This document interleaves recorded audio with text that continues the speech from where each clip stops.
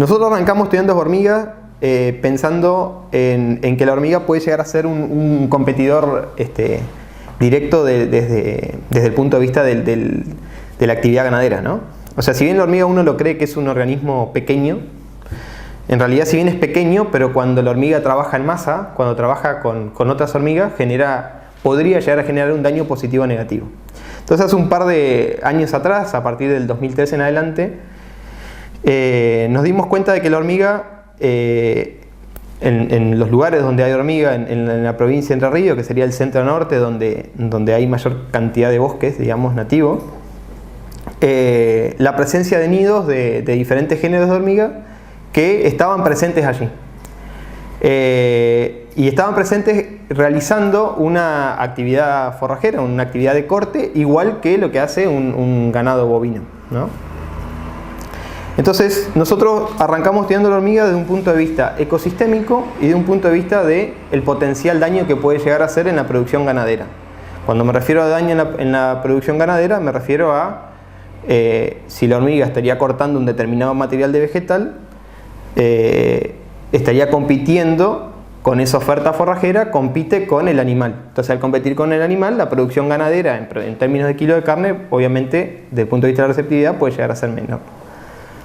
La hormiga es ampliamente estudiada a nivel mundial, digamos, por los daños o los efectos negativos, por ejemplo, que provoca sobre una plantación forestal.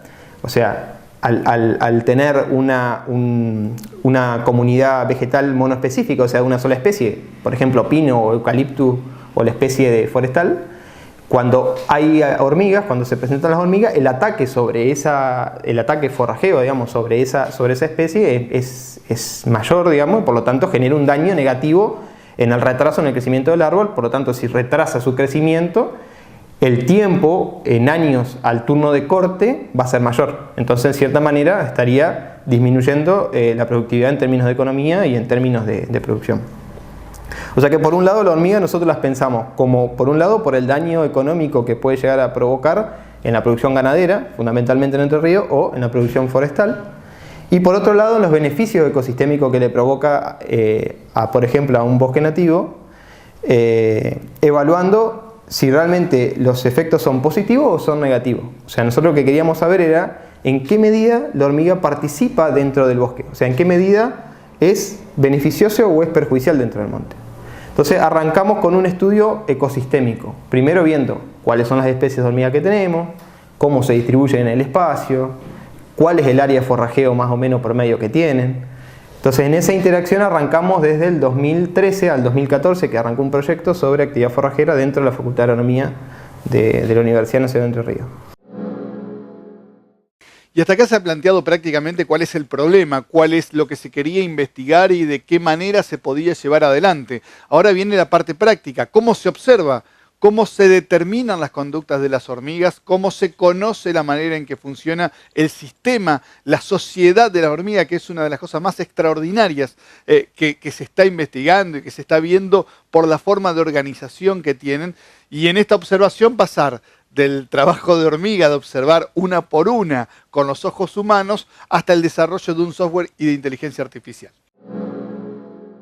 El seguimiento y el trabajo de una colonia de hormigas realmente es un trabajo de hormigas, ¿no? O sea, uno tiene que tener en cuenta de que, como te dije anteriormente, uno no analiza una hormiga, sino que uno está analizando una colonia de hormigas, ¿tá? Cuando me refiero a una colonia de hormigas, es una colonia de nidos de hormigas, ¿tá? O sea, una población de hormigas está conformada por muchos nidos en una determinada región. Para que tengas una dimensión, hay dos géneros de hormigas. Un género es el conocido como ata, que genera nidos de 9 metros de diámetro promedio, más o menos, por 1 metro de alto, y una profundidad estimada entre 5 a 6 metros de profundidad, o sea que hay un volumen interesante como para almacenar el hongo, que sería el organismo, digamos, que interactúan, y otro género de hormiga que es un género que se llama Acromilme, que es por ahí el más común, que pueden estar en las casas domiciliarias, en un parque, que son nidos que están conformados por paja, por material senescente, material seco. Son niditos más chicos, pueden ser un nido de hasta 1 metro de diámetro, que puede tener una altura de 30, 40, hasta 1 metro también de altura. Entonces, el número de hormiga de uno obviamente va a ser diferente al del otro. O sea, un nido de acromilme puede llegar a tener entre 30 y 50.000 obreras. Pero un nido de ata puede llegar a tener alrededor de 1 millón, 1,5 millones de obreras. Entonces, obviamente que el estudio, la forma de estudiar las dos colonias van a ser diferentes. ¿Pero por qué es diferente? Porque en realidad cuando nosotros estudiamos hormiga, nosotros tenemos que pensar es que no estamos estudiando la hormiga como individuo hormiga, sino que estamos estudiando la interacción entre el hongo que ellas cultivan y la hormiga. El error o por ahí comúnmente se conoce como que la hormiga come hojas. Digamos, en realidad la hormiga no come hojas. Lo que hace la hormiga, o por lo menos las cortadoras, lo que hacen es cortar la hoja, la transportan hacia el nido, y en el nido, que es una interacción obviamente mutualística, o sea, ambos organismos se benefician a través de lo que hacen. El hongo lo que hace es sintetizar y metabolizar la celulosa que la hormiga, digamos que de la hoja que está cortando la hormiga, sintetiza y metaboliza la celulosa. El hongo, al sintetizar eso, puede multiplicarse, puede generar sus estructuras reproductivas, y lo que hace la hormiga dentro de la colonia es cortar esas estructuras reproductivas que se conocen normalmente, se llaman gonglénidas, son unos frutitos dentro del hongo. Cortan esas gonglénidas, se alimentan y pueden mantener y cuidar a sus obreras. Por eso que el laburo, digamos, de estudio es un laburo realmente, literalmente un trabajo de hormiga, porque uno tiene que estar evaluando toda la casta de hormiga. Y dentro de ese nido, dentro de esa colonia, hay una división social del trabajo. O sea, hay hormigas que se dedican a cuidar el hormiguero, por ejemplo los soldados, que tienen mayor tamaño, que son hormigas que tienden a defender, digamos, a la colonia frente a enemigos naturales, por ejemplo, o frente al hombre, en el caso que uno se arrime y quiere tocar algo o quiere mover algo del nido. Obviamente van a salir de adentro soldados que van a proteger a la colonia. Hay hormigas que son cortadoras, netamente cortadoras, se especializan en cortar. Hay hormigas que son exploradoras del alimento, o sea, lo que hacen es buscar el alimento, marcarlo e indicar en qué lugar hay que cortarlo. Hay hormigas que son solamente transportadoras del alimento.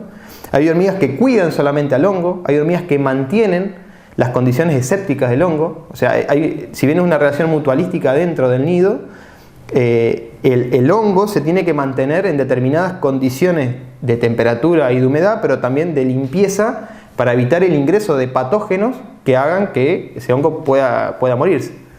Entonces, en cierta manera, a tu pregunta, resumiendo un poco, el laburo va por ese lado. O sea, uno para poder entender, por ejemplo, estudiar la actividad forrajera, es un laburo interesante, pero tradicionalmente lo que se está haciendo actualmente es, por un lado, uno tiene la colonia. Entonces un grupo de personas se ubican a una determinada distancia de esa colonia, y durante un día de trabajo, 24 horas, o sea, durante el día y durante la noche, o sea, las hormigas forrajean durante el día y durante la noche, según la época del año, en función de la temperatura, su temperatura óptima, se colocan, o sea, las personas se colocan a una distancia del nido. Lo que hacen es, a diferentes intervalos de tiempo, por ejemplo, cada 1 hora o cada 2 horas, durante un tiempo, durante 5 minutos, van sacando en forma manual lo que la hormiga va recolectando. O sea, por los caminos que ellas hacen, van sacando ese material vegetal y se va colocando en un recipiente. Ese material después se lleva al laboratorio. En laboratorio se selecciona, se divide en función del objetivo del trabajo, o por lo menos lo que nosotros realizamos en la facultad, se divide en fracciones. Por ejemplo, si llevan pastos, si llevan hojas, si llevan árboles, si llevan restos de árboles, si llevan palos, para evaluar posteriormente a través de ecuaciones o integrales matemáticas, para evaluar cuál es la actividad diaria forrajera.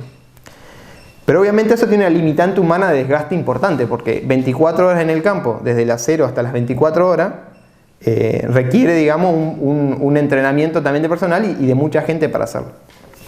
Entonces, una de las alternativas que hemos empezado que hemos trabajado y que ya venimos trabajando es diseñar equipos o diseñar elementos de medición que permitan evaluar en forma autónoma esa actividad, y que esa actividad no solamente se mida en determinados intervalos discretos, sino que se determine en un intervalo continuo de medición. Entonces ahí fue la primera etapa de desarrollo en conjunto con el laboratorio de prototipado y electrónica 3D de la Facultad de Bioingeniería. Ellos diseñaron, conjunto con la Cátedra de Ecología, y el Departamento de Entomología de la Universidad de la República de Montevideo hemos diseñado un equipo que lo que hace es registrar la actividad forrajera. Lo que hace es registrar un video, graba en forma autónoma un equipo sobre un camino durante al menos un día. ¿Tá? Sin embargo, los resultados fueron mejores y eso obviamente queda almacenado en una tarjeta de memoria, queda almacenado en un soporte físico, digamos. Sin embargo, la ventaja que hemos obtenido es que el tiempo de grabación ronda entre 7 días a 10 días. Entonces uno tiene ya un muestreo mucho más complejo y mucho más completo, que posteriormente después se va a ir evaluando con software, digamos, se va a ir analizando esas imágenes. Nosotros lo que no teníamos hasta el momento era el equipo que registre o que quede capturada esa actividad en un soporte. ¿Tá? Hoy quedan videos grabados sobre un pendrive. Lo que se está trabajando ahora es analizar las imágenes a través de un procesamiento de imágenes, que se utilizan técnicas modernas de computación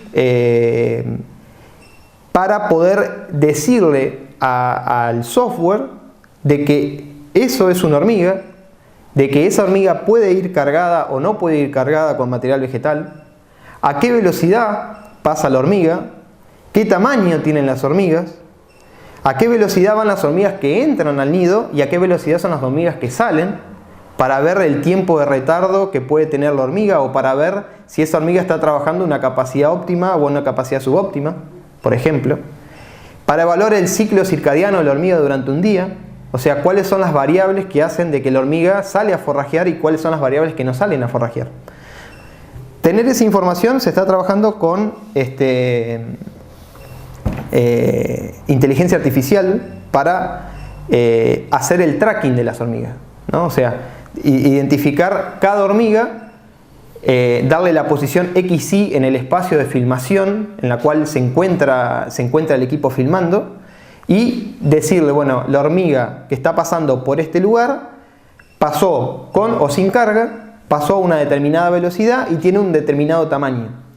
El tamaño y la velocidad a nosotros nos dan variables importantes, como por ejemplo la tasa diaria o el momento diario en la cual el flujo de actividad es mayor o es menor.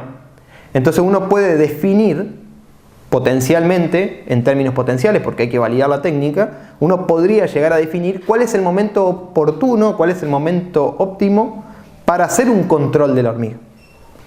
Porque el objetivo, si bien ahora tiene un objetivo ecosistémico, tiene un objetivo ecológico para entender la especie, para entender el funcionamiento de las colonias, el objetivo principal es para poder esclarecer o para poder mejorar posiblemente una estrategia de control a posterior. ¿Tá? Porque el control o el manejo, digamos, integral de la hormiga para que no genere un daño es un verdadero problema hoy en día a nivel mundial. Es un verdadero problema, ¿por qué? Porque bueno, las hormigas normalmente trabajan una capacidad subóptima, o sea, llevan menos material de lo que ellas pueden transportar. Sin embargo, cuando uno les suministra un cebo para poder controlar o para poder disminuir su población, el cebo que ellas llevan, lo llevan a una capacidad o a un tamaño o a un peso mayor a la que ellas forrajean. ¿Por qué? Porque tienen atractivos que hacen de que recolecten más rápido ese cebo. Sin embargo, llevan a su capacidad potencial, llevan a su óptima, a su mayor peso, digamos, que ellas pueden transportar, pero su velocidad se retrasa. Entonces, imagínate, estas hormigas pueden cortar hasta 70-80 metros de su nido. Y el tiempo que puede llegar la hormiga desde el punto de corte hasta el nido puede llegar a ser una mañana. Entonces, si puede llegar a ser una mañana en transportar 70 metros, si cambian las condiciones de clima durante esa mañana, esa hormiga, ¿qué hace? Puede perder la carga, por lo tanto la eficiencia en el transporte disminuye. El cebo puede perder su capacidad de efectividad porque, como normalmente son cebos hidroscópicos, o sea, en contacto con el ambiente o en contacto con el agua, se pueden desactivar, o bien la hormiga se cansa, tira el cebo y entra rápidamente al nido. Entonces, puede ser una información interesante que se puede generar para desarrollar cebos de tamaños correctos, de pesos correctos y que sean efectivos con un principio activo correcto. Y una de las imágenes que estamos viendo sucede específicamente en el Parque Urquiza de la ciudad de Paraná, abajo de lo que es el Hotel Internacional. Muchas veces pasamos por ahí y vemos los caminos que están produciéndose constantemente y que están cambiando año tras año de acuerdo a donde tienen mejor disponibilidad de forraje las hormigas, pero que es un hormiguero con un diámetro de unos 7 metros de diámetro específicamente, 1 metro de alto y unos 7, 8 metros de profundidad, que vemos todos los días y que interactuamos todos los días, y no es una cosa que solamente sucede en el campo en distintos lugares. Es la forma en que están organizadas y es la investigación que se está llevando adelante en estos momentos. Investigación que se hace en todo el mundo, con una fuerte presencia en Alemania, donde están mirando con mucho interés los conocimientos que se están desarrollando desde acá, desde Paraná específicamente. Esta línea de investigación en realidad surge a partir de líneas de investigaciones extranjeras, en la cual se está queriendo determinar cuáles son los criterios que una colonia toma para salir a forrajear o no salir a forrajear. O sea, hoy el punto clave de la hormiga es ver qué parámetro o qué factor, si es biótico, si es abiótico, si es un factor interno, o sea, eso se está evaluando a nivel mundial. ¿Qué parámetros toma, qué criterios de decisión toma para que la hormiga sale a forrajear o no sale a forrajear? Porque ese conocer, digamos, ese criterio, conocer ese clic que hace la hormiga, te hace generar modelos o te hace generar estrategias o protocolos para su manejo. Entonces, normalmente se creía de que la hormiga, bueno, si bien forrajea en función de las condiciones de la temperatura, por ejemplo, temperatura y humedad. Sin embargo, no es tan así. Estudios, por ejemplo, en Alemania o estudios en Uruguay o en Brasil han determinado, son preliminares, pero han determinado de que en realidad la hormiga tiene un reloj biológico interno que hace que el patrón de forrajeo sea constante durante el año, pero que sea variable en función de la temperatura. Entonces, lo que uno creía de que antes la hormiga, por ejemplo, en invierno no salía a forrajear, en realidad lo que hace es forrajea menos tiempo, pero con mayor intensidad. Y en verano, durante el día, en el momento donde hay mayor temperatura, la hormiga no sale porque tiene mayor condiciones de secamiento, entonces lo que hace es forrajear durante la noche. Entonces el ritmo lo va cambiando en función de la condición de temperatura, pero también sabe de que tiene que alimentar ese hongo. Si la hormiga no alimenta ese hongo o no le suministra material vegetal a ese hongo, la hormiga también se ve en condiciones de que puede tener peligro de su muerte. Entonces lo que se está evaluando es eso. El problema es que para determinar los ciclos biológicos o los ritmos de forrajeo se necesita este tipo de herramienta. Y este tipo de herramienta a nivel mundial no existía. Y por eso nos ha gustado tanto este caso y tener a las hormigas en todo este desarrollo que le venimos haciendo, porque es una forma de entender cómo un trabajo de investigación específica, científica, de una cátedra universitaria, va generando distintas posibilidades y distintos lugares para seguir trabajando en investigación ya aplicada a los distintos productos que se pueden utilizar o el conocimiento que genera y las formas que se pueden llegar a desarrollar. Desde los productos específicos para poder combatir o controlar por lo menos estas plagas en la parte forestal o en la parte ganadera, como también el desarrollo de software y el desarrollo de inteligencia artificial aplicada a este tipo de conocimientos. Originalmente la idea surgió para una cuestión netamente de investigación inicialmente. O sea, nosotros queremos ver, esto es un proyecto a muy largo plazo. Cuando te digo muy largo plazo, 5, 10, 15 años, digamos, porque no se sabe si realmente con esto vamos a llegar a obtener esos resultados que tenemos en mente, digamos. O sea, pero por lo menos nos vamos a aproximar mucho más a la realidad de la hormiga. Como te dije anteriormente, no es lo mismo evaluar en momentos discretos, como estábamos haciendo ahora, a que un equipo lo haga solo y que después una computadora procese en forma autónoma las imágenes y sepa identificar qué es una hormiga o qué no es una hormiga, si va o si viene, si va a cargar o no va a cargar. Entonces, en esa manera, al hacerlo independiente, nosotros nos abre un abanico de cosas enorme. O sea, que es una herramienta que tiene un potencial que puede derivar líneas de investigación, como vos decís, para un tablero, por ejemplo, de control para una empresa forestal, que, por ejemplo, una empresa forestal puede tener en diferentes puntos de su forestación. Estos equipos grabando pueden mandar la información en forma online a un tablero de control en forma, como te digo, a través de Wi-Fi o a través de otro mecanismo de envío de datos a un tablero de control, y se puede ir monitoreando, por ejemplo, la actividad forrajera en el lote 2 o en el lote 3 de la plantación. Entonces, si ese lote está por encima del umbral de daño económico, en cierta manera lo que uno tendría que emitir una alerta para decir, bueno, en ese punto vayamos a controlar o vayamos a realizar un manejo. Hoy estamos en una etapa de investigación básica, en el sentido de que uno sabe que tiene un problema, pero para poder resolver el problema primero hay que conocer a la plaga o conocer al individuo que uno quiere intentar manejar o quiere dejarlo a poblaciones debajo de su nivel de daño. Por ahí uno escucha decir de que lo que quiere hacer es controlar a la hormiga o erradicar la hormiga.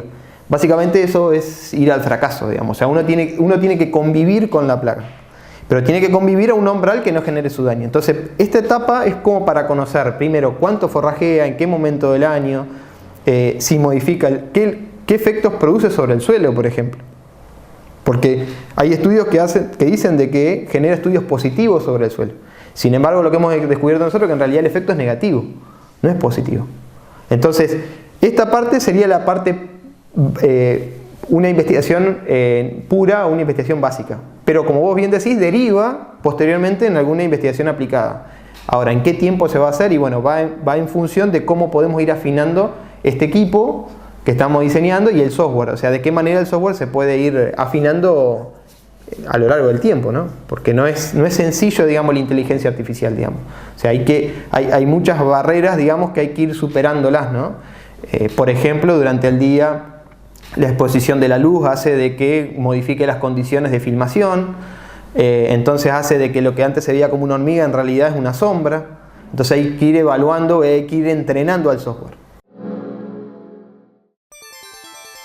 Por Más, ahora es Revista y ya está en los kioscos de toda la provincia.